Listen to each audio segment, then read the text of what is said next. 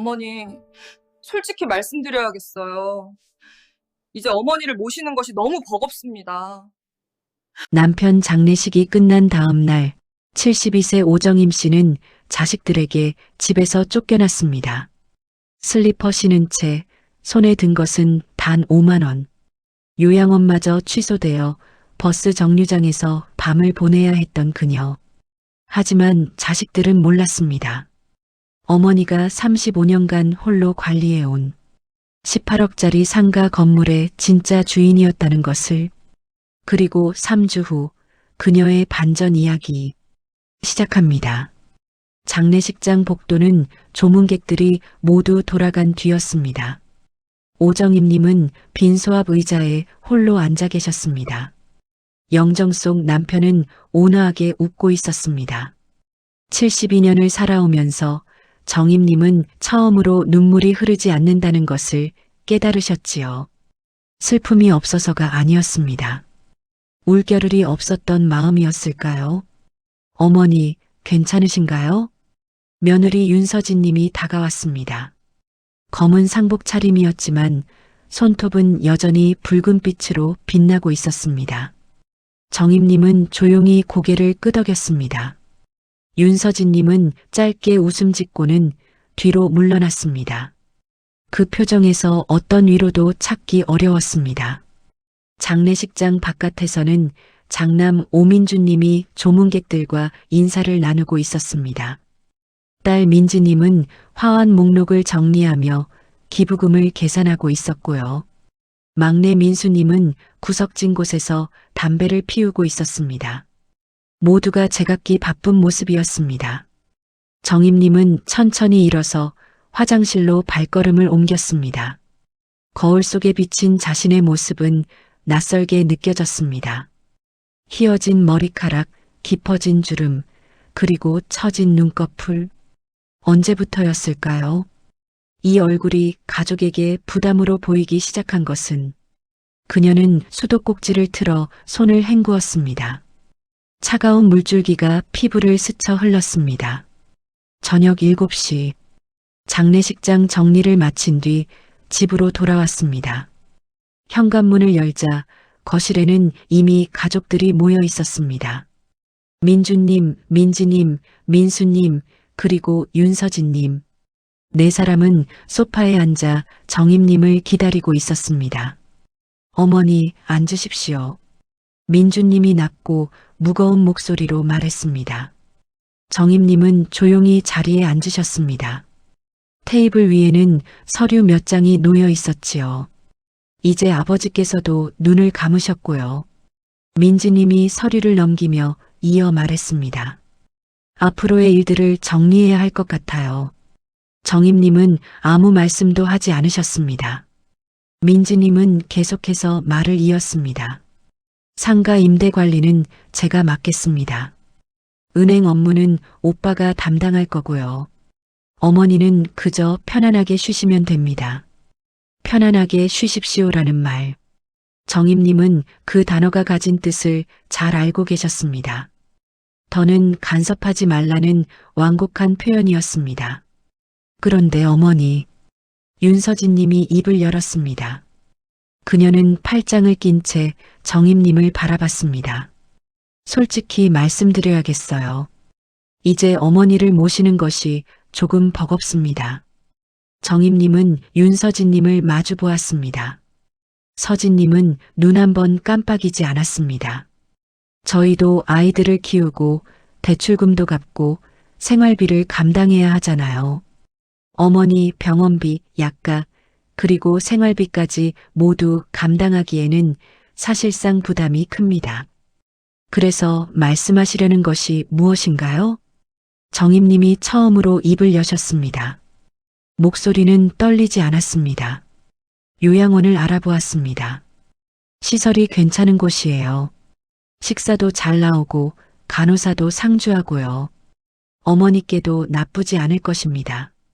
요양원.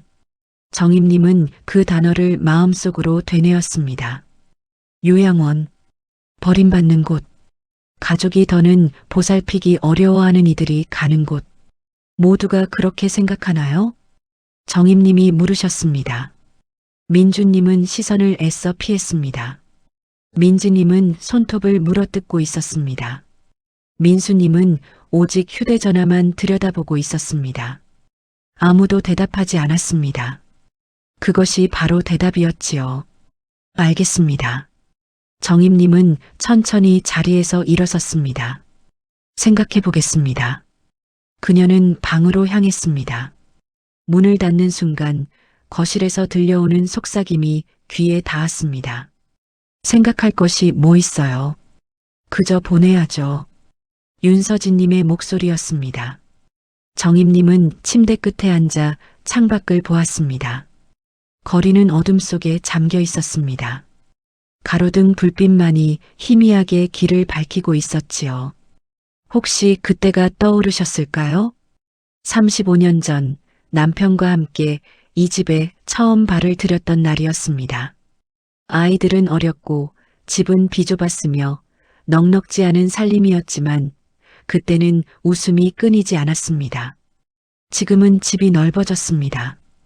돈도 생겼지만 웃음은 어느새 사라져버렸습니다. 정임님은 서랍을 열어 통장을 꺼냈습니다. 남편 명의였던 그 통장. 이제는 그녀의 이름으로 바뀐 통장이었습니다. 그 안에 얼마가 들어있는지 아이들은 알지 못하고 있었습니다. 그녀는 통장을 다시 서랍에 넣어두었습니다. 창밖으로 자동차 한 대가 지나갔습니다. 테일라이트가 붉게 빛나다 이내 사라졌습니다. 정임님은 천천히 눈을 감았습니다. 내일은 또 어떤 하루가 기다릴까요? 그녀는 이미 알고 있었습니다. 가족이라는 이름 뒤에 가려진 본래의 모습을 이제 곧 마주하게 될 것이라는 사실을 말입니다. 다음 날 아침은 고요했습니다. 정임님은 평소처럼 아침 6시에 일어나 부엌으로 발걸음을 옮겼습니다. 밥을 짓고 국을 끓이고 밑반찬을 꺼내어 상을 차렸습니다. 35년을 한결같이 해온 일이었기에 손은 저절로 움직였습니다. 7시가 되자 민주님이 나왔습니다. 정임님은 밥그릇을 내밀었습니다. 아침 드세요. 민주님은 밥그릇을 받지 않았습니다. 그저 냉장고에서 우유만 꺼내 마셨습니다. 어머니, 오늘 짐 정리 좀 하세요. 짐이요? 필요한 것들 챙기시라고요. 오늘 안으로요. 민주님은 그 말만 남기고 현관으로 나섰습니다. 문이 닫혔습니다. 정임님은 차려놓은 밥상을 바라보셨습니다. 김이 모락모락 피어오르는 빈자리 위로 말입니다. 오전 10시 윤서진님이 방문을 두드렸습니다. 어머니, 짐은 다 챙기셨나요? 정임님은 옷장 앞에 서서 카디건 한 벌을 들고 계셨습니다. 어디 가는 거예요? 어머니가 가실 곳입니다. 윤서진님은 방 안으로 들어와 옷장을 열었습니다. 옷가지들을 대충 꺼내 바닥에 던졌습니다. 이것저것 다 가져가시려고 하지 마시고요. 짐이 많으면 불편하잖아요. 그래도 제 옷인데 말이에요. 어머니, 요양원에는 세탁 서비스도 잘 되어 있어요. 옷이 많이 필요하지 않을 거예요. 윤서진님은 옷 몇 벌만 골라 비닐봉지에 담았습니다. 그리고는 현관 쪽으로 들고 나섰습니다. 정임님은 그 뒤를 따랐습니다. 현관에는 이미 짐이 몇 개 놓여 있었습니다. 낡은 가방 하나, 비닐봉지 2개. 그것이 전부였습니다. 이게 다인가요? 네. 이 정도면 충분할 겁니다. 윤서진님은 핸드백을 정임님께 건넸습니다. 정임님이 늘 사용하시던 검은색 가죽 핸드백이었습니다. 통장이랑 카드는 안에 들어있어요. 필요한 것은 다 챙겨드렸으니까 염려 마십시오. 정임님은 핸드백을 열어보셨습니다. 통장 하나, 카드 2장, 신분증, 그리고 10,000원짜리 지폐 몇 장. 그것이 전부였습니다. 제 다른 통장들은요? 그것은 오빠가 관리하기로 했습니다. 어머니께서 혼자 관리하시기 힘드시잖아요. 제 돈인데요. 어머니, 지금 그런 것을 따질 때인가요? 저희가 모두 어머니를 위해 이렇게 하는 것이지 않습니까? 윤서진님의 목소리는 차갑게 느껴졌습니다. 정임님은 더는 말씀을 잇지 못했습니다. 오후 1시, 민지님이 차를 가져왔습니다. 어머니, 출발해요. 정임님은 짐을 들고 현관으로 나섰습니다. 신발을 신으려는데 민지님이 말했습니다. 어머니, 그 신발 말고 편한 슬리퍼를 신으세요. 밖에 나가는데 슬리퍼를 신으라고요? 요양원까지 차로 가는 것인데 괜찮지 않나요? 정임님은 슬리퍼를 신으셨습니다. 발이 시리게 차가웠습니다. 차에 타려는 순간 윤서진님이 다가왔습니다. 어머니, 잠깐만요. 윤서진님은 정임님의 핸드백을 열어 카드 한 장을 꺼냈습니다. 이 카드는 제가 잘 보관할게요. 실수로 분실하시면 안 되니까요. 그래도 제 카드인데요. 어머니, 요양원에서는 카드를 사용할 일이 없을 거예요. 필요하면 제가 드릴게요. 윤서진님은 카드를 주머니에 넣고 돌아서 섰습니다. 정임님은 아무 말씀도 하지 못했습니다. 차가 출발했습니다. 정임님은 창밖을 보았습니다. 익숙한 골목길이 스쳐 지나갔습니다. 30년 넘게 살던 동네였습니다. 슈퍼마켓, 약국, 은행, 모든 풍경이 눈에 익었습니다. 차는 고속도로로 들어섰습니다. 정임님은 민지님께 물었습니다. 요양원이 어디쯤인가요? 경기도입니다. 거리가 좀 멀기는 하지만 시설은 좋다고 들었습니다. 얼마나 걸릴까요? 1시간 반쯤이요? 1시간 반. 서울에서 그 정도 거리면 자주 오가기 쉽지 않은 곳이었습니다. 오후 3시, 차는 낡은 건물 앞에 멈춰 섰습니다. 간판에는 평안요양원이라고 적혀 있었습니다. 건물은 넉넉한 4층 높이였지만 페인트는 벗겨진 곳이 많았습니다. 입구에는 휠체어에 몸을 맡긴 노인 한 분이 멍하니 앉아 있었습니다. 여기가 그곳인가요? 네. 안에 들어가 보시면 괜찮을 거예요. 민지님은 차에서 내리지 않았습니다. 그녀는 차 트렁크를 열어 짐을 꺼내 길가에 내려놓았습니다. 어머니, 저는 오늘 일정이 있어서요. 안으로 들어가시면 직원분이 친절히 안내해 주실 거예요. 너는 들어가지 않는 거니? 다음번에 찾아뵐게요. 어머니, 편안히 지내십시오. 민지님은 차에 올라탔습니다. 차는 이내 출발했습니다. 정임님은 그 자리에 홀로 남으셨습니다. 그녀는 짐을 들고 요양원 입구로 걸어갔습니다. 유리문을 밀고 들어가자 복도가 이어졌습니다.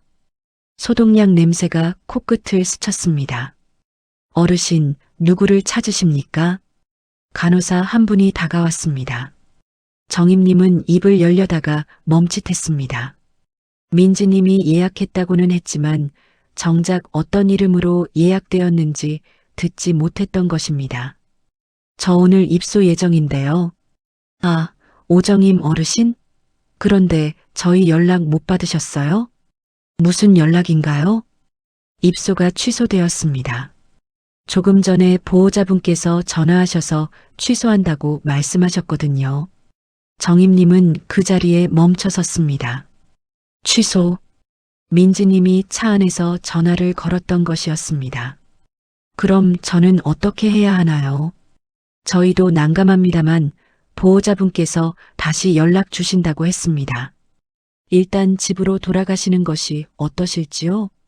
간호사님의 얼굴에는 미안한 기색조차 보이지 않았습니다. 그녀는 돌아서서 복도 안쪽으로 사라졌습니다. 정임님은 현관 밖으로 나왔습니다. 해는 이미 서산 너머로 기울고 있었습니다. 그녀는 휴대전화를 꺼내 민주님께 전화를 걸었습니다. 신호는 갔지만 받지 않았습니다.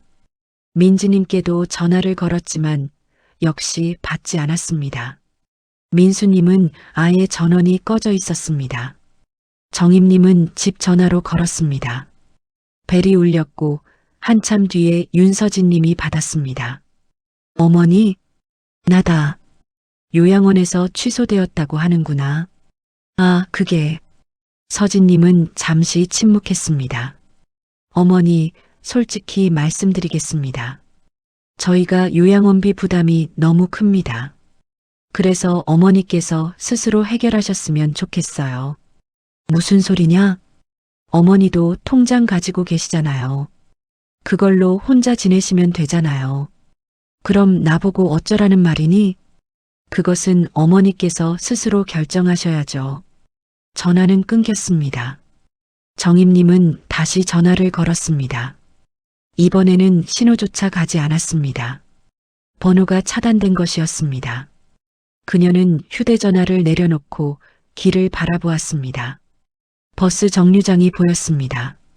저녁 바람이 불어왔고 슬리퍼 신은 발이 시리게 느껴졌습니다. 정임님은 짐을 들고 천천히 걸었습니다. 정류장 의자에 앉아 잠시 다리를 쉬었습니다. 작은 가방을 품에 안고 핸드백을 무릎 위에 올렸습니다. 첫 번째 밤이 그렇게 시작되었습니다. 버려진 첫날이었습니다. 첫날 밤은 버스 정류장에서 보내야 했습니다. 정임님은 의자에 앉아 밤새 잠을 이루지 못하셨습니다. 바람이 불어올 때마다 몸이 저절로 떨렸습니다. 슬리퍼만 신은 발은 감각조차 느껴지지 않았습니다. 새벽 4시쯤 청소차가 지나가며 물을 뿌렸습니다. 정임님은 짐을 들고 자리를 옮겨야만 했습니다. 해가 뜨자 사람들이 하나둘 나타났습니다. 출근하는 직장인들, 등교하는 학생들. 그들은 정임님을 힐끗 보다가 지나쳤습니다. 누구도 먼저 말을 건네지 않았습니다. 오전 8시, 정임님은 화장실을 찾아 근처 지하철역으로 들어갔습니다. 거울 속에 비친 얼굴은 부어 있었습니다. 머리는 헝클어졌고 옷은 구겨져 있었습니다. 하룻밤 만에 이렇게 변해버린 모습에 스스로도 놀라셨겠지요.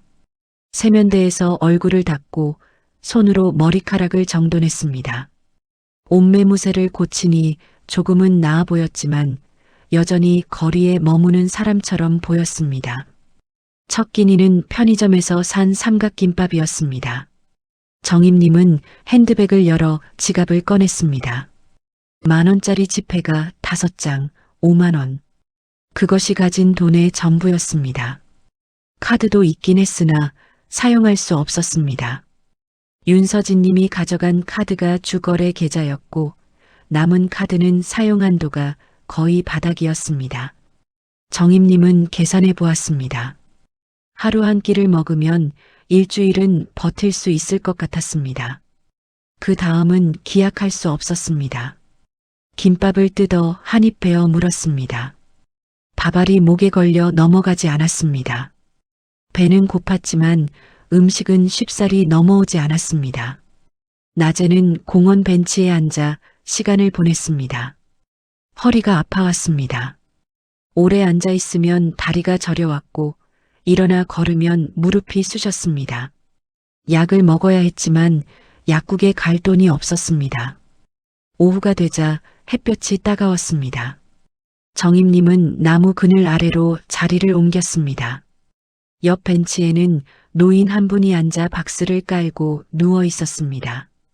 정임님은 그 모습을 보다가 조용히 시선을 돌렸습니다. 저것이 자신의 미래일까 하는 생각이 자꾸만 마음속을 맴돌았습니다. 정임님은 고개를 가로저었습니다. 이틀째 되는 날 찜질방을 찾아갔습니다. 입장료는 10,000원이었습니다. 정임님은 계산대에 돈을 내고 안으로 들어갔습니다. 사물함에 짐을 넣고 찜질복으로 갈아입었습니다. 거울 속에 비친 자신의 모습은 여전히 낯설게 느껴졌습니다. 찜질방 안은 따뜻했습니다. 정임님은 구석자리에 누워 눈을 감았습니다. 몸이 스르륵 녹아내리는 듯 했습니다. 이틀 만에 제대로 몸을 뉘어보는 것이었습니다. 깊은 잠에 빠져들었습니다. 깨어났을 때는 밤 11시였습니다. 정임님은 몸을 일으켰습니다. 허리가 뻐근했지만 아까보다는 몸이 한결 나았습니다. 배가 고팠지만 억지로 참았습니다. 하루 한 끼, 그것이 지켜야 할 규칙이었습니다. 사흘째 되는 날 휴대전화에 문자가 왔습니다. 카드 결제 알림이었습니다. 국민카드 123 신세계백화점 189만 원 승인. 정임님은 화면을 멍하니 응시했습니다. 189만 원. 자신의 카드였습니다. 윤서진 님이 가져간 그 카드. 곧바로 두 번째 문자가 도착했습니다. 국민카드 123 그랜드 하얏트 호텔 95만 원 승인. 그리고 세 번째 문자. 국민카드 123 루이비통 청담 320만 원 승인. 정임님은 휴대전화를 꽉 쥐었습니다. 카드사에 전화를 걸자 상담원이 받았습니다. 카드 정지 신청하고 싶은데요. 본인 확인 절차를 진행하겠습니다. 성함과 생년월일 말씀 부탁드립니다. 정임님은 정보를 말했습니다. 상담원은 잠시만 기다려달라고 했습니다.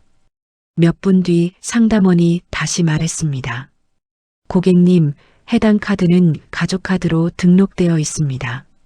본 카드 소유주가 아니시면 정지 신청이 어려울 수 있습니다. 제 이름으로 된 카드인데요.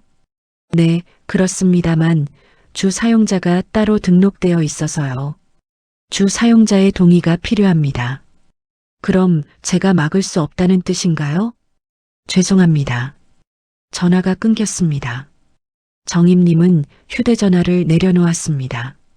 손이 떨려왔습니다. 분노가 치밀어 올랐지만 어떻게 할 방법이 없었습니다. 나흘째 되는 날 몸에 이상이 생겼습니다. 아침부터 열이 났습니다. 머리가 지끈거렸고 온몸이 기운 없이 나른했습니다. 정임님은 약국 앞을 지나쳤습니다.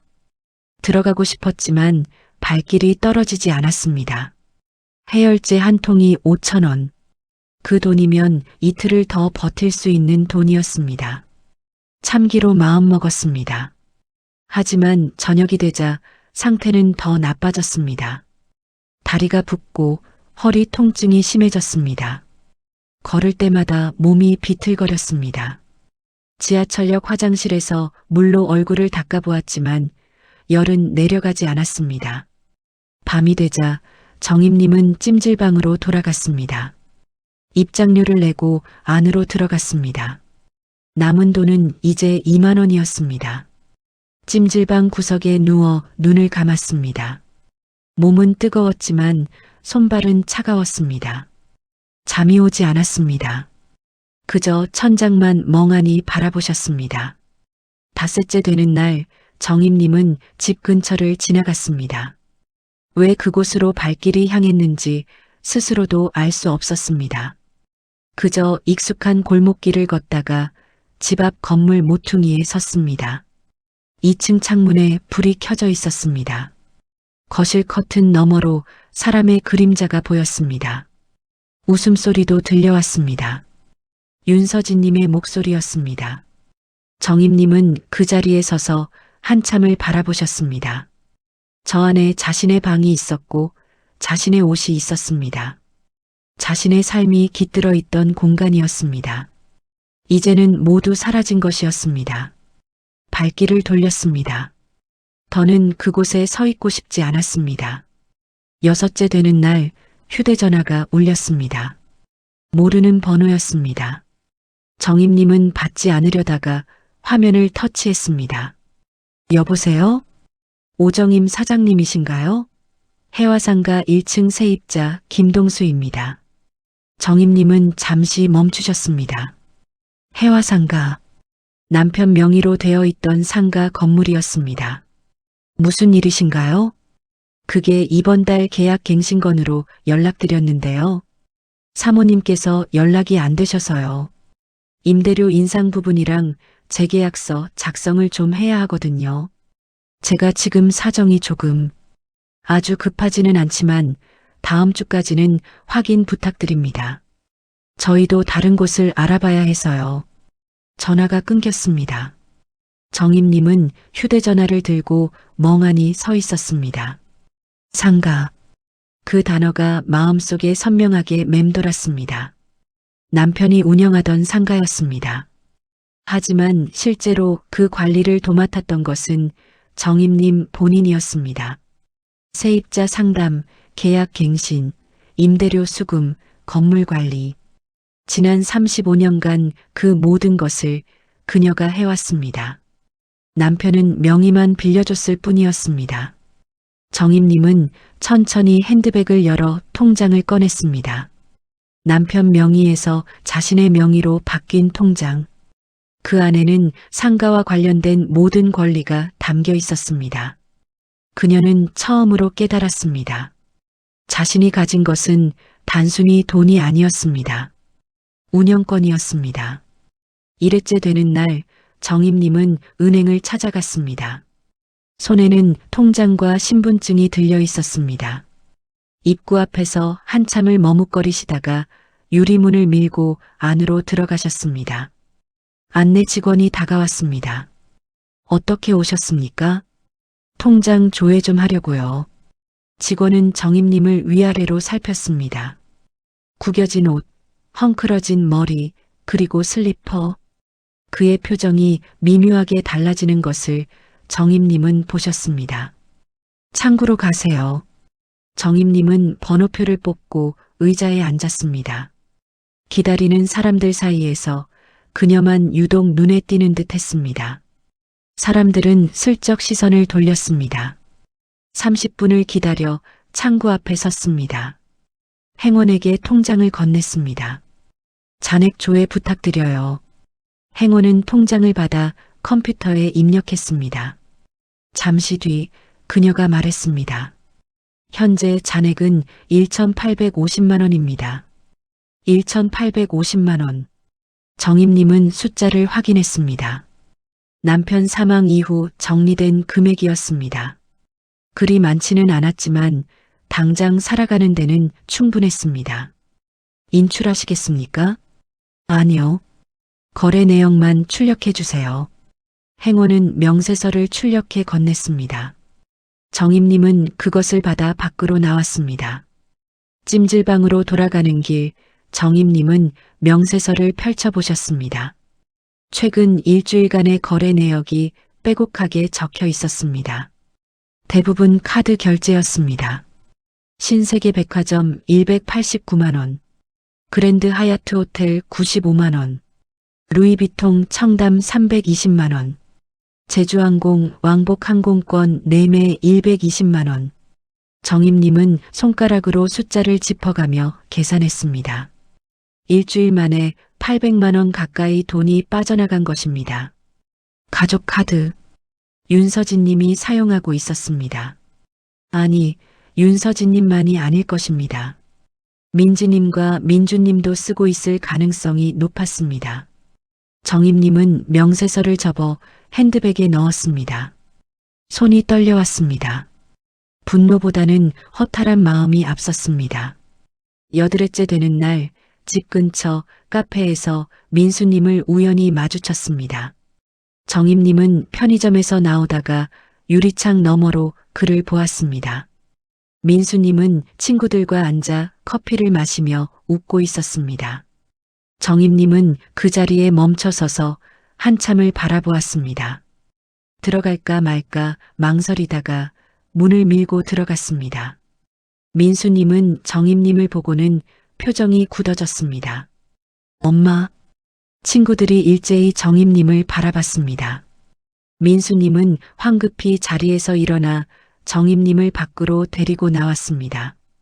엄마, 왜 여기까지 오셨어요? 널 만나러 왔지. 민수님은 주변을 두리번거렸습니다. 지나가는 사람들이 힐끗 쳐다보는 것을 의식하는 듯 했습니다. 엄마, 지금 그 옷차림으로 다니시면 어떡해요? 사람들이 다 쳐다보잖아요. 그 옷차림이라니? 민수님은 입을 다물었습니다. 정임님은 그의 눈을 깊이 바라봤습니다. 민수야, 엄마 좀 도와줄 수 있겠니? 무슨 도움이 필요하신데요? 집에 다시 들어갈 수 있게 해줘. 형에게 말 좀 해줘. 민수님은 고개를 저었습니다. 엄마, 그건 저도 어떻게 할 수가 없어요. 형이랑 형수가 결정한 일이잖아요. 너도 찬성한 것이냐? 민수님은 대답하지 않았습니다. 침묵이 곧 대답이었습니다. 정임님은 더 이상 말하지 않았습니다. 돌아서서 천천히 걸어갔습니다. 민수님은 그 뒤를 따라오지 않았습니다.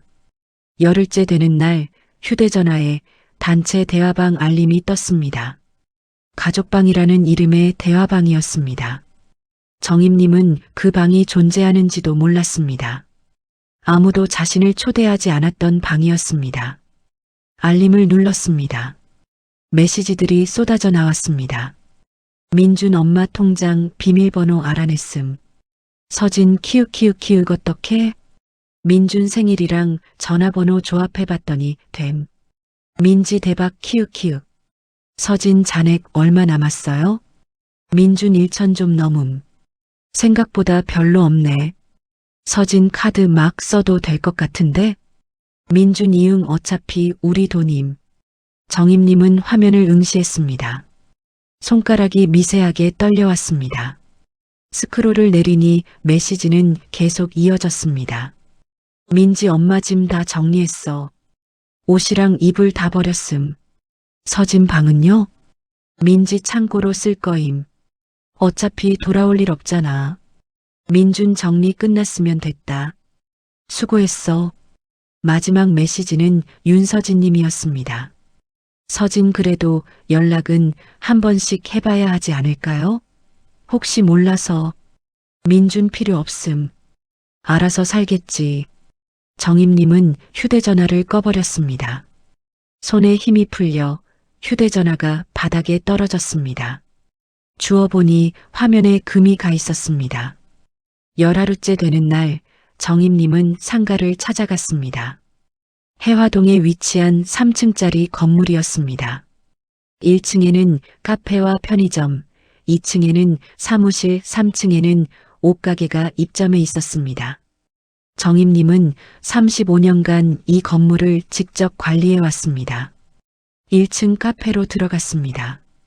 카페 사장님이 정임님을 알아보았습니다. 사모님?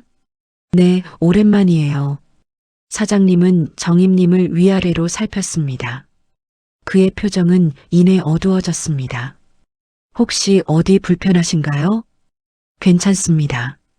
오늘은 계약건으로 방문했어요. 아, 그거요. 다음 달에 재계약인데 임대료 조정이 가능할까요? 요즘 장사가 쉽지 않아서요. 정임님은 고개를 끄덕였습니다. 알아봐야겠어요. 제가 지금 상황이 좀 복잡해서요. 그러셨군요. 그럼 편한 시간에 다시 연락 주세요. 정임님은 카페를 나와 건물 뒤편으로 갔습니다. 관리실 앞에 섰습니다. 열쇠는 없었지만 비밀번호는 알고 있었습니다. 문을 열고 들어갔습니다. 관리실 안에는 서류 상자들이 쌓여 있었습니다. 정임님은 그중 하나를 열어 서류를 꺼냈습니다. 계약서, 임대료 명세서, 관리비네요. 모든 서류에 정임님의 이름이 선명하게 적혀 있었습니다. 남편이 눈을 감기 일주일 전 정임님은 모든 명의를 자신의 이름으로 바꿨습니다. 남편이 직접 요청했던 일이었습니다. 당신이 모두 관리했으니 이제 당신 이름으로 해두게. 그때는 그저 형식적인 절차인 줄로만 알았습니다. 이제 와서 보니 그것이 모든 것이었습니다. 정임님은 서류를 가방에 넣고 관리실을 나섰습니다. 열이틀째 되는 날 세무사 사무실을 찾아갔습니다. 35년간 상가 세무를 도맡아온 곳이었습니다. 정임님은 접수처에 자신의 이름을 말했습니다. 잠시 뒤 세무사님이 나왔습니다. 사모님, 오랜만이십니다. 바쁘신데 죄송합니다. 아닙니다. 편하게 앉으십시오. 정임님은 의자에 앉아 서류를 꺼냈습니다. 제 명의로 된 부동산과 모든 계좌를 확인 좀 부탁드려요. 세무사님은 고개를 끄덕이며 컴퓨터를 켰습니다. 몇 분간 자료를 입력한 뒤 그가 말했습니다. 해화상가 건물과 통장 2개, 그리고 증권 계좌 하나가 확인됩니다. 모두 사모님 명의로 되어 있습니다. 건물 시세는 어느 정도인가요? 현재 시세로는 약 18억 원 정도 됩니다. 18억 원. 정임님은 그 숫자를 마음속으로 되뇌었습니다. 생각했던 것보다 금액이 컸습니다. 임대 수익은요?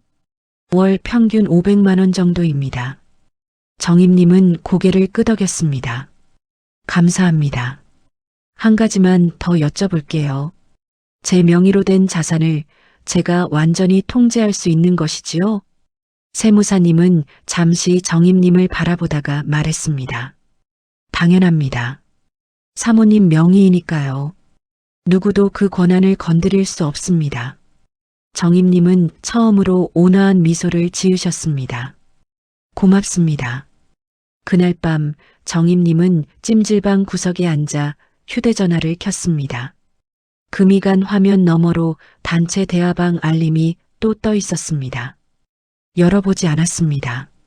대신 연락처를 하나씩 눌러 저장했습니다. 관리업체, 세무사, 은행 담당자, 세입자들. 35년간 쌓아온 소중한 인연들이었습니다. 그들은 모두 정임님을 알고 있었고 깊이 신뢰하고 있었습니다. 정임님은 메모장을 열어 글을 적기 시작했습니다. 해야 할 일들이 하나씩 선명하게 정리되었습니다. 그녀는 더 이상 버려진 노인이 아니었습니다. 이제 반격을 시작할 때였습니다. 10사흘째 되는 날 정임님은 은행 지점장님을 만났습니다. 약속은 전날 전화로 잡은 것이었습니다. 지점장님은 정임님을 이미 알고 있었습니다. 지난 35년간 상가 임대료가 입금되던 계좌가 바로 이 지점에 있었기 때문입니다. 사모님, 그간 안녕하셨는지요? 그럭저럭 지냈습니다. 지점장님은 정임님의 모습을 보고 잠시 말을 멈칫했습니다. 하지만 어떤 질문도 하지 않았습니다. 어떤 용무로 방문해 주셨는지요? 제 계좌에 연결된 카드 전부 정지해 주세요. 가족 카드도 말씀이신지요? 네. 모두 정지해 주십시오. 지점장님은 컴퓨터 화면을 확인했습니다. 현재 3장이 발급되어 있는데 모두 정지하실 경우 사용하시는 분들께 다소 불편함이 있을 수 있습니다. 괜찮습니다. 제 명의의 계좌이니 제가 결정할 수 있는 부분이지요? 물론입니다. 지점장님은 서류를 출력해 정임님께 건넸습니다. 정임님은 서명했습니다. 몇 분 뒤 모든 카드가 정지되었습니다. 한 가지 더 부탁드립니다. 이 계좌에서 자동이체 설정된 내역이 있다면 전부 끊어주십시오. 지점장님은 목록을 확인했습니다. 대출이자 자동이체가 2건 있습니다. 그것들도 모두 끊어주십시오.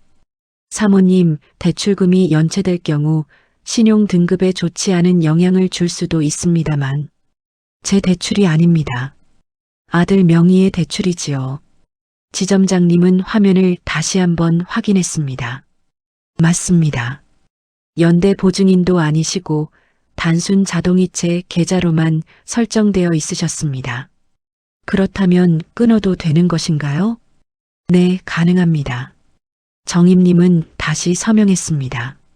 자동이체가 해지되었습니다.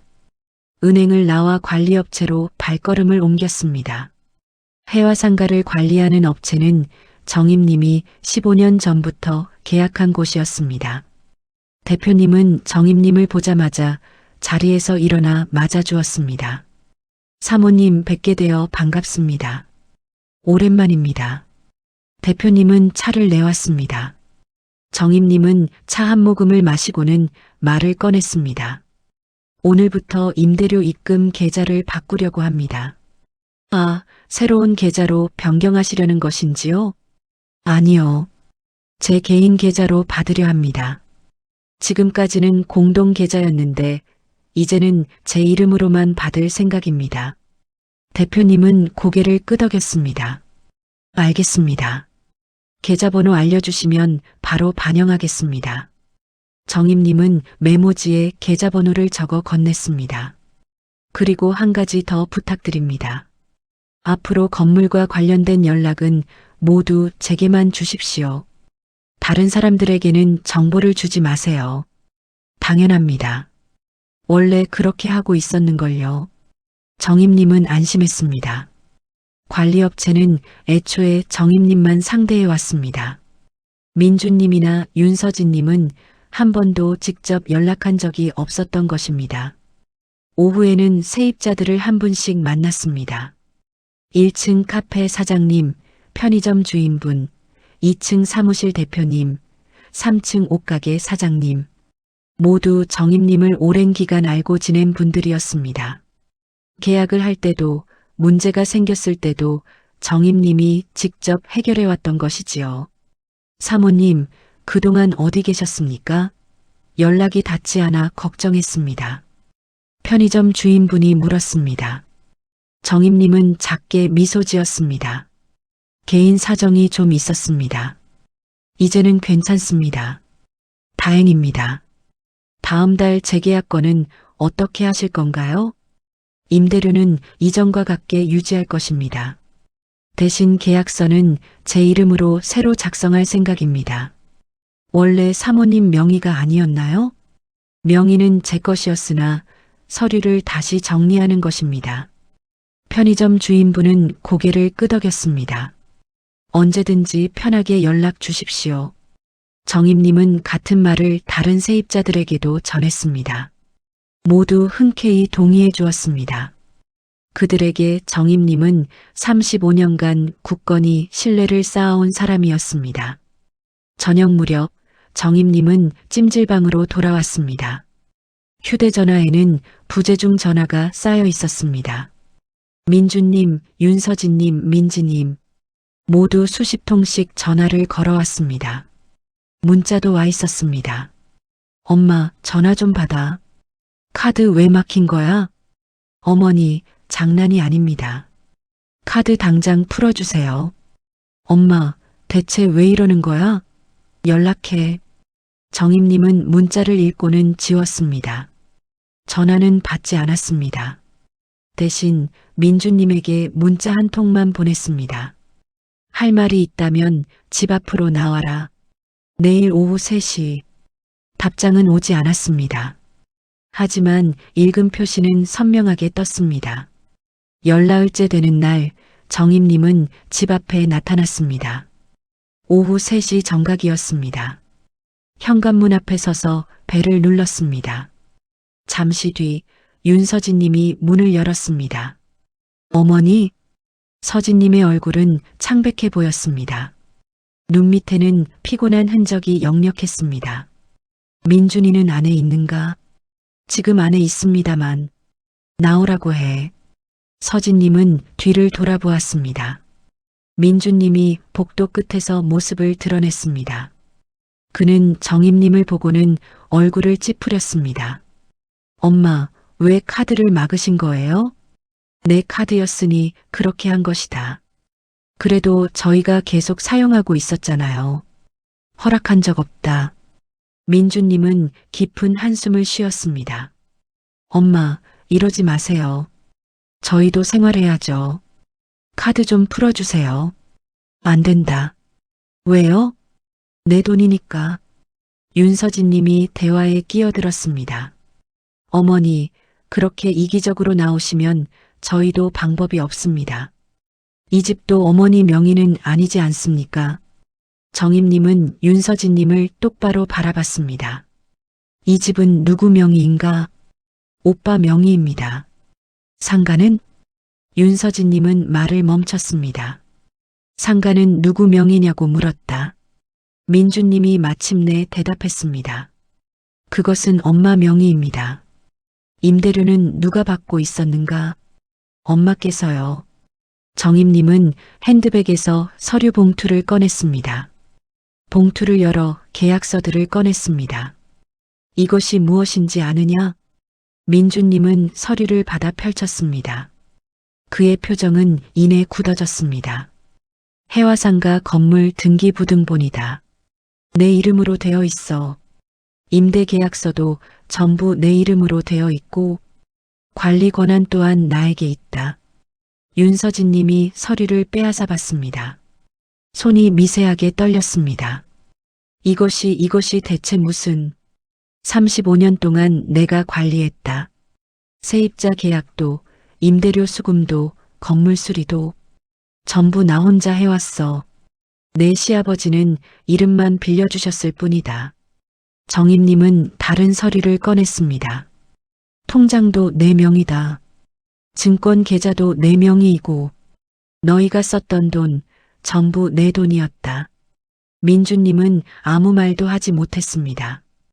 윤서진님은 들고 있던 서류를 바닥에 떨어뜨렸습니다. 오늘부터 임대료는 내 계좌로만 들어온다. 너희 통장으로는 한 푼도 들어가지 않을 것이다. 엄마, 그럼 저희 대출 이자는 어떻게 갚습니까? 내가 알아서 해야 할 일이다. 말이 되는 소리를 하세요. 그 돈으로 저희가 이 집을 유지하고 있었는데 그것은 내 문제가 아니다. 민주님은 주먹을 쥐었습니다. 정임님은 흔들림 없이 그를 마주했습니다. 엄마, 진짜 이러실 겁니까? 그렇다. 민지님이 소파에서 일어나 정임님 앞으로 왔습니다. 엄마, 저희가 잘못했어요. 그때는 죄송했습니다. 이제 다시 함께 살아요. 네. 정임님은 고개를 저었습니다. 너희와는 함께 살지 않을 것이다. 왜요? 믿을 수 없으니까. 민지님은 말을 잃었습니다. 정임님은 마지막 서류를 꺼냈습니다. 이것은 내가 새로 계약한 고시원 주소다. 앞으로 연락할 일이 있다면 이곳으로 하면 된다. 윤서진님이 서류를 낚아챘습니다. 어머니, 고시원에서 사신다고요? 왜요? 돈도 있으시면서요? 내 선택이다. 이해가 안 가요. 어머니께서 대체 무엇을 원하시는 건가요? 정임님은 윤서진님을 바라보았습니다. 나는 아무것도 원하지 않는다. 그저 너희 없이 살고 싶을 뿐이다. 그날 밤 정임님은 고시원 방으로 돌아왔습니다. 침대에 앉아 휴대전화를 켰습니다. 민수님에게서 문자가 와 있었습니다. 엄마, 형이랑 형수께 무슨 일이 있었어요? 형이 전화해서 난리를 쳤어요. 정임님은 답장을 쓰지 않았습니다. 대신 민수님에게 전화를 걸었습니다. 민수님이 전화를 받았습니다. 엄마, 민수야. 네. 너는 나에게 사과했지? 네, 엄마. 하지만 사과만으로는 부족하다. 네. 정임님은 잠시 말을 멈추었습니다. 사과는 말로 하는 것이지만 책임은 행동으로 지는 것이다. 너는 책임을 질 준비가 되어 있느냐? 민수님은 대답하지 못했습니다. 정임님은 계속 말했습니다. 엄마를 도와주겠다고 하지 않았느냐? 그런데 그것이 진심이라면 내 형과 형수 앞에서도 똑같이 말할 수 있느냐? 어려울 것 같습니다. 그럼 아직 준비가 된 것이 아니다. 정임님은 전화를 끊었습니다. 창밖으로 밤거리가 보였습니다. 불빛들이 희미하게 빛났습니다.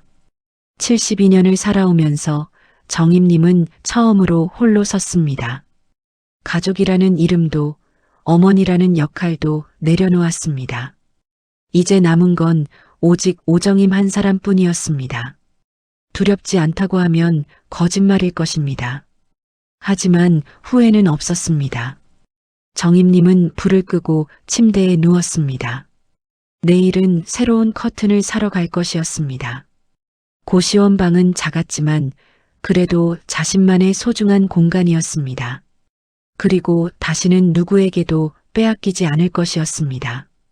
열닷새 날 아침 정임님은 관리업체에서 온 전화를 받았습니다. 사모님, 1층 편의점 사장님께서 계약 연장을 확정하셨습니다. 임대료는 기존대로 유지하신다고 하네요. 고맙습니다. 2층 사무실에서도 연락이 왔습니다. 다음 달부터 임대료 입금 계좌 변경에 동의하셨다고 합니다. 정임님은 메모를 하며 내용을 들었습니다. 세입자 4분 중 3분이 이미 확정된 것입니다. 3층은요? 옷가게 사장님은 아직인데 오늘 안으로 연락을 주신다고 합니다. 알겠습니다. 전화를 끊고 정임님은 창밖을 바라봤습니다. 고시원 창문은 작았지만 햇빛은 잘 들어왔습니다.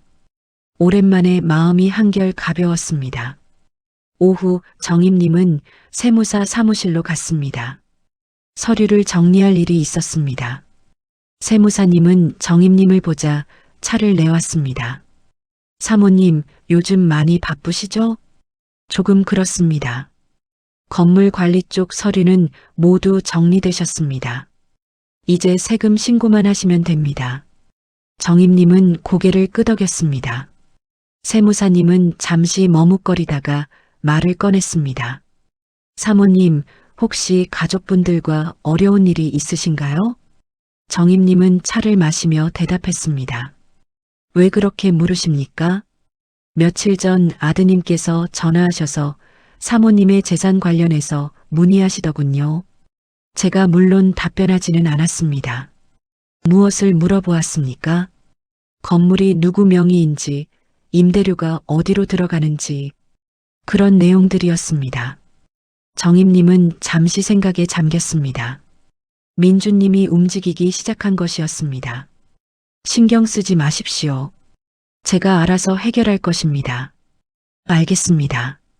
그래도 부디 조심하시길 바랍니다. 정임님은 사무실을 나와 길을 걸었습니다. 그때 휴대전화가 울렸습니다. 민지님이었습니다. 전화를 받았습니다. 엄마, 무슨 일이냐? 우리 진짜 어떻게 해야 해요? 카드도 막히고 돈도 안 들어오고요. 내가 어떻게 해야 한다는 말이냐?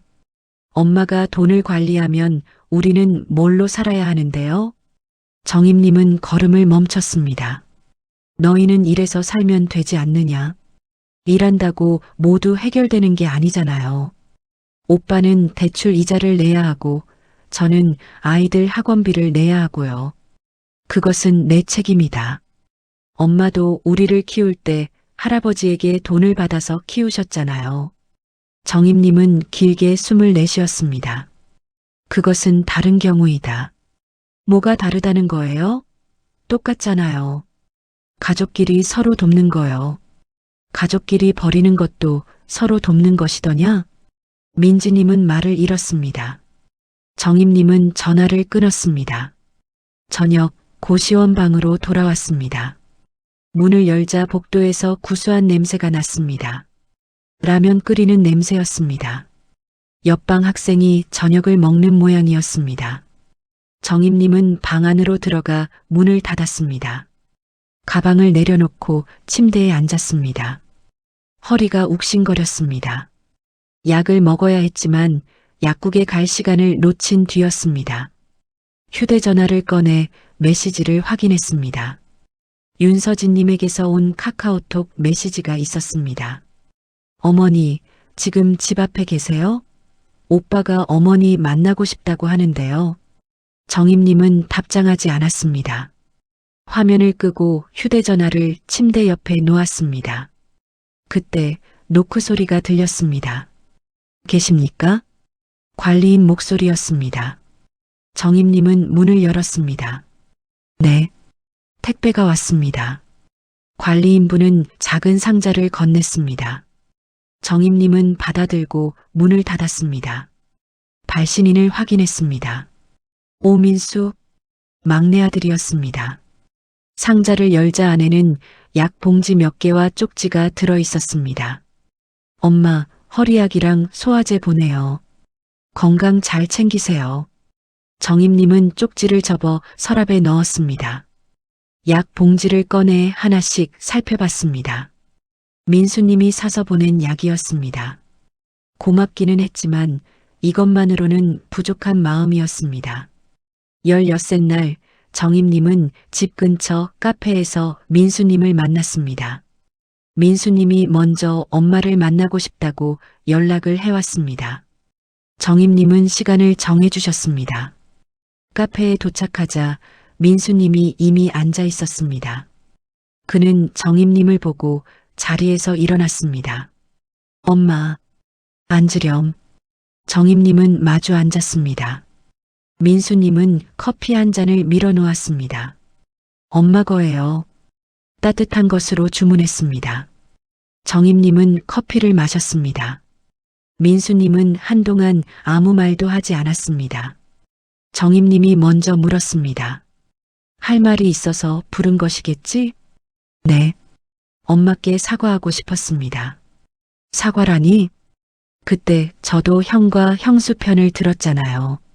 엄마를 만류하지도 않았고. 죄송합니다. 정임님은 민수님을 바라봤습니다. 그의 눈빛은 진지했습니다. 이제 와서 미안하다고 하면 무엇이 달라질 수 있겠니? 달라지는 것은 없습니다. 그저 엄마께 죄송하다는 말씀을 드리고 싶었습니다. 정임님은 커피잔을 내려놓았습니다. 너는 왜 그때 아무 말도 하지 않았니? 민수님은 고개를 숙였습니다. 두려웠습니다. 형과 형수에게 미움받을까봐. 저도 그 집에서 함께 살아가야 하는데 그분들 편을 들지 않으면 저만 손해를 볼 것 같았습니다. 그래서 엄마를 버린 것이냐? 네. 정임님은 한숨을 쉬었습니다. 너도 결국 똑같구나. 민수님은 대답하지 않았습니다. 정임님은 자리에서 일어났습니다. 엄마. 민수님이 정임님을 불렀습니다. 정임님은 돌아봤습니다. 엄마 혼자 지내시는 것을 알고 있습니다. 제가 도와드릴게요. 집도 알아보아 드리고 생활비도 보내드리겠습니다. 정임님은 고개를 저었습니다. 필요 없다. 엄마, 제발이요. 제가 뭐라도 하고 싶습니다. 내가 할 수 있는 것은 없다. 이미 모두 끝났으니까. 정임님은 카페를 나섰습니다. 민수님은 그녀를 따라오지 않았습니다. 그날 밤 정임님은 침대에 누워 천장을 바라보셨습니다. 민수님의 사과는 진심이었습니다. 그 사실은 알고 있었습니다. 하지만 진심만으로는 충분하지 않았습니다. 35년간 가족을 위해 살아왔습니다. 남편을 뒷바라지했고 아이들을 키웠으며 상가를 관리하며 가게의 보탬이 되었습니다. 그 오랜 시간 동안 정임님은 단 한 번도 자신을 위해 살아본 적이 없었습니다. 그리고 마지막에 받은 것은 버려짐이었습니다. 진심 어린 사과보다 더 필요했던 것은 책임이었습니다. 자신이 저지른 일에 대한 대가를 치르는 것입니다. 정임님은 눈을 감았습니다. 내일 마지막 절차를 시작하기로 마음먹었습니다. 민주님과 윤서진님에게 상가 운영권을 완전히 회수한다는 통보를 보낼 것입니다. 그들이 기대하던 임대료는 이제 한 푼도 들어가지 않을 것입니다. 그리고 그들이 살고 있는 집에서 나가라고 할 것입니다. 그 집은 정임님의 소유는 아니었지만 상가 임대료로 대출 이자를 갚고 있던 집이었습니다. 임대료가 끊기면 대출은 연체될 것입니다. 그들이 어떻게 감당할지는 모르는 일이었습니다. 정임님은 이불을 덮었습니다. 이제 마지막 단계만 남아 있었습니다. 19째 날 정임님은 법무사 사무실에서 서류를 받았습니다. 사모님, 이제 모든 절차가 끝났습니다. 건물 운영권은 온전히 사모님께 있습니다. 고맙습니다. 정임님은 서류를 가방에 넣고 사무실을 나섰습니다. 길을 걸으며 휴대전화를 꺼냈습니다.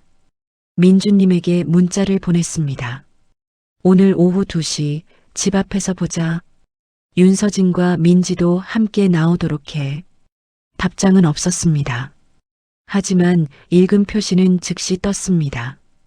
오후 2시 정임님은 집 앞에 도착했습니다. 현관문 앞에 서 있자 안에서 인기척이 들렸습니다. 문이 열리고 윤서진 님이 나타났습니다. 얼굴은 헬쑥했고 머리카락은 정리되지 않은 채였습니다. 어머니, 윤서진 님의 목소리는 가늘게 떨렸습니다. 정임님은 아무 대답 없이 안으로 들어갔습니다. 거실에는 민주님과 민지님이 앉아 있었습니다. 민주님은 소파에 기대 팔짱을 끼고 있었고 민지님은 휴대전화만 들여다보고 있었습니다. 다 모였구나. 정임님이 말하자 세 사람은 정임님을 바라보았습니다. 정임님은 가방에서 서류 봉투를 꺼냈습니다. 이것을 보아라. 서류를 테이블 위에 놓자 민주님이 집어들었습니다. 이게 뭡니까? 건물 등기부등본, 계약서, 임대료 입금 내역. 전부 내 이름으로 되어 있지. 민주님은 서류를 넘기며 읽었습니다. 그의 얼굴은 점점 굳어져 갔습니다. 이것이 대체 35년 동안 내가 관리했어. 아버지는 이름만 빌려주셨을 뿐이다. 임대료도 내가 받았고 세입자 관리도 내가 직접 했다. 너희는 단 한 번도 관여한 적이 없었지. 민지님이 서류를 빼앗아 보았습니다. 그럼 이 돈이 모두 엄마 것이었단 말입니까? 그렇다. 왜 이제 와서 말씀하시는 거예요? 정임님은 민지님을 똑바로 바라보았습니다. 너희가 날 버렸을 때는 말할 필요가 없었으니까. 윤서진님이 끼어들었습니다. 어머니, 그래도 가족인데 이렇게까지 하실 겁니까? 가족? 정임님은 서진에게 다가갔습니다. 나에게 가족이 무엇이었는데? 너희는 나를 짐으로 봤잖아. 요양원조차 보내기 싫어서 그저 길에 버리지 않았더냐. 윤서진님은 입을 다물었습니다. 정임님은 다른 서류를 꺼냈습니다. 오늘부터 임대료는 내 계좌로만 들어온다. 너희 통장으로는 한 푼도 들어가지 않을 것이다. 민주님이 벌떡 일어났습니다. 엄마, 그럼 저희 대출 이자는 어떻게 갚아야 합니까? 내가 알아서 해야 할 일이다. 말이 되는 소리를 하세요. 그 돈으로 저희가 이 집을 유지하고 있었는데 그것은 내 문제가 아니다. 민주님은 주먹을 쥐었습니다.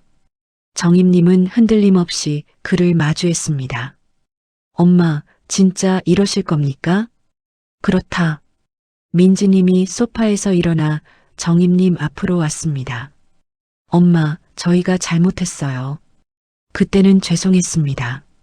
이제 다시 함께 살아요. 네. 정임님은 고개를 저었습니다.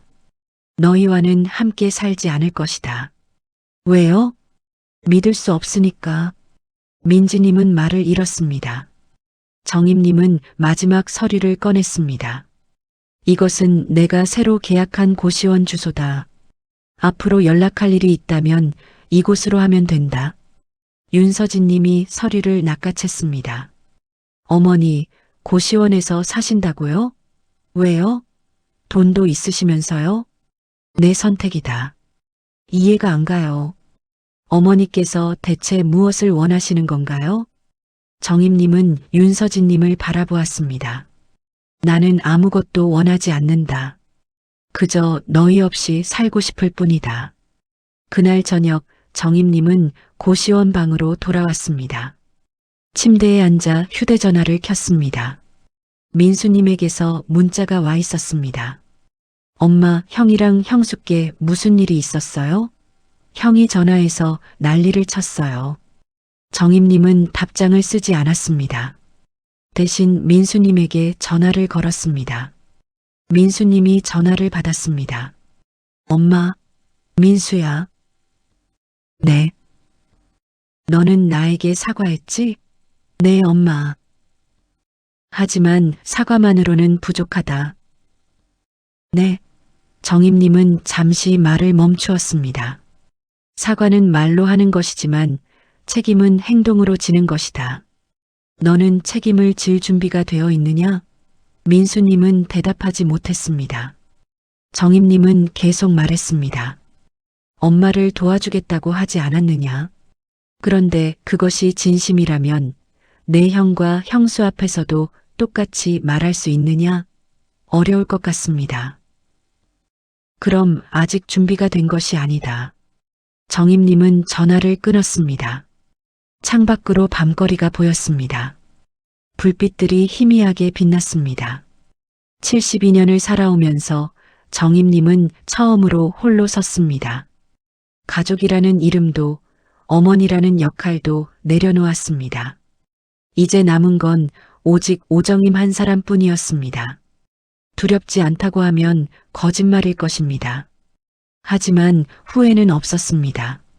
정임님은 불을 끄고 침대에 누웠습니다. 내일은 새로운 커튼을 사러 갈 것이었습니다. 고시원 방은 작았지만 그래도 자신만의 소중한 공간이었습니다. 그리고 다시는 누구에게도 빼앗기지 않을 것이었습니다. 날 저녁 정임님은 고시원 방으로 돌아왔습니다. 침대에 앉아 휴대전화를 켰습니다. 민수님에게서 문자가 와 있었습니다. 엄마, 형이랑 형수께 무슨 일이 있었어요? 형이 전화해서 난리를 쳤어요. 정임님은 답장을 쓰지 않았습니다. 대신 민수님에게 전화를 걸었습니다. 민수님이 전화를 받았습니다. 엄마, 민수야. 네. 너는 나에게 사과했지? 네, 엄마. 하지만 사과만으로는 부족하다. 네. 정임님은 잠시 말을 멈추었습니다. 사과는 말로 하는 것이지만 책임은 행동으로 지는 것이다. 너는 책임을 질 준비가 되어 있느냐? 민수님은 대답하지 못했습니다. 정임님은 계속 말했습니다. 엄마를 도와주겠다고 하지 않았느냐? 그런데 그것이 진심이라면 내 형과 형수 앞에서도 똑같이 말할 수 있느냐? 어려울 것 같습니다. 그럼 아직 준비가 된 것이 아니다. 정임님은 전화를 끊었습니다. 창밖으로 밤거리가 보였습니다. 불빛들이 희미하게 빛났습니다. 72년을 살아오면서 정임님은 처음으로 홀로 섰습니다. 가족이라는 이름도 어머니라는 역할도 내려놓았습니다. 이제 남은 건 오직 오정임 한 사람뿐이었습니다. 두렵지 않다고 하면 거짓말일 것입니다. 하지만 후회는 없었습니다. 정임님은 불을 끄고 침대에 누웠습니다. 내일은 새로운 커튼을 사러 갈 것이었습니다. 고시원 방은 작았지만 그래도 자신만의 소중한 공간이었습니다. 그리고 다시는 누구에게도 빼앗기지 않을 것이었습니다. 20째 날 아침 정임님은 새 커튼을 다셨습니다. 베이지색 면 소재의 커튼이었습니다. 고시원 창문의 맞춤처럼 잘 맞았습니다. 햇살이 방 안으로 스며들었으나 밖에서는 내부가 보이지 않았습니다. 정임님은 커튼을 매만지며 조용히 미소 지으셨습니다. 작은 화분 하나도 마련했습니다. 다육이였습니다. 물을 자주 주지 않아도 되는 종류였지요. 창틀에 올려두니 방이 한결생기 있어 보였습니다. 책상 위에는 새롭게 작성된 계약서들이 놓여 있었습니다. 세입자 4분 모두 재계약에 서명을 마쳤습니다. 임대료는 다음 달부터 정임님 통장으로만 들어올 예정이었습니다. 모든 것이 비로소 제자리를 찾아가는 듯 했습니다. 오후 정임님은 가까운 식당에서 점심 식사를 하셨습니다. 홀로 밥을 먹는 일은 이제 낯설지 않았습니다. 주문을 하고 음식이 나오기를 기다리며 차분히 식사를 하셨습니다. 식사를 마치고 나올 때쯤 누군가 정임님을 불렀습니다. 어머니? 돌아보니 민수님이었습니다. 그는 가방을 메고 정임님 앞에 서 있었습니다. 어떻게 이곳까지 온 것이냐? 이 근처에서 일이 끝나서 가는 길이었습니다. 식사하셨나요? 그래. 민수님은 잠시 망설이다가 조심스럽게 말했습니다. 어머니, 잠깐 함께 걸어주실 수 있겠습니까? 정임님은 고개를 끄덕였습니다. 둘은 나란히 걸었습니다. 민수님은 한동안 아무 말도 하지 않았습니다. 정임님도 그를 재촉하지 않고 기다렸습니다. 공원 벤치 앞에 도착했을 때 민수님이 입을 열었습니다. 어머니, 형님과 형수님께 제가 말씀드렸습니다. 무슨 말을 한 것이냐? 어머니께서 오르셨다고요. 저희가 잘못한 것이라고요. 정임님은 민수님을 바라보셨습니다. 그래서 어떻게 되었느냐? 형님이 화를 내셨습니다. 저더러 편들지 말라고요. 하지만 저는 이제 형님 말을 따르지 않으려 합니다. 정임님은 벤치에 앉았습니다. 민수님도 옆에 앉았습니다. 민수야. 네. 내가 내 형에게 맞서는 것이 쉽지 않은 일이라는 것을 아느냐? 알고 있습니다. 그래도 하겠느냐? 민수님은 고개를 끄덕였습니다. 어머니께서 홀로 계시는데 제가 아무것도 하지 않으면 평생 후회할 것 같아서요. 정임님은 길게 한숨을 쉬었습니다. 나는 내 도움이 필요하지 않다. 저도 알고 있습니다. 하지만 저는 필요합니다. 어머니께 잘해드리는 것이요. 정임님은 민수님을 바라보았습니다.